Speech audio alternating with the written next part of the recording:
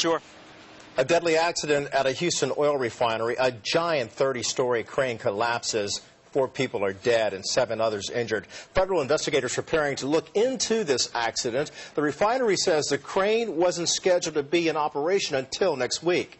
That is the latest in a string of fatal crane accidents nationwide.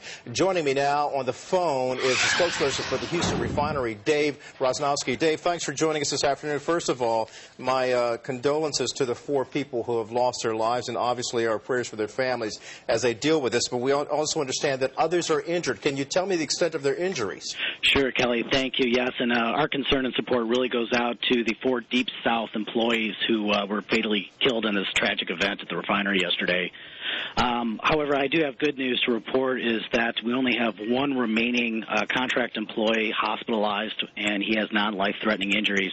All others injured in the event were either treated on scene or at the hospital yesterday and released. That is good news. What surprised me, though, and I found it kind of almost remarkable to believe, that they actually went to a tent as an evacuation site when they heard that something was going on. Apparently some sort of siren went off, and they ran to this tent that we're looking at there, and the crane collapsed onto that tent. Why choose a tent for an evacuation site if you expect something like a crane, a mobile crane, to fall down? Well, Kelly, we're looking into the evacuation and sirens right now.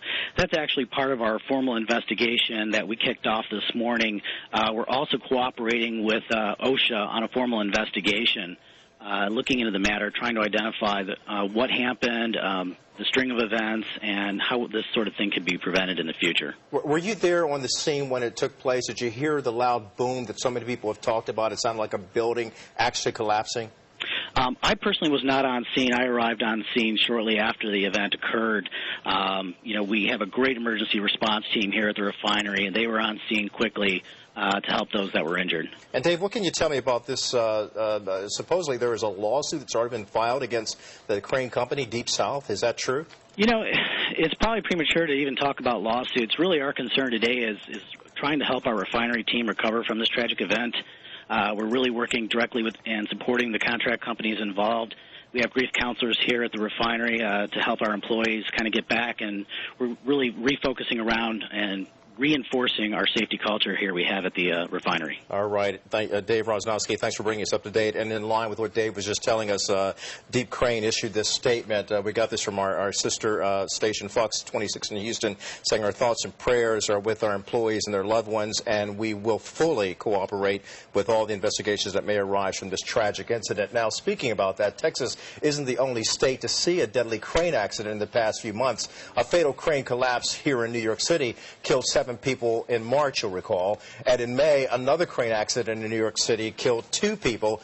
Other fatal accidents have also occurred in Miami and Las Vegas this year. Texas led the nation with 26 crane-related deaths in 2005 and 2006, and the Lone Star State is one of 35 states where crane operators are not required to be licensed. Jamie? Okay, how can that be? I don't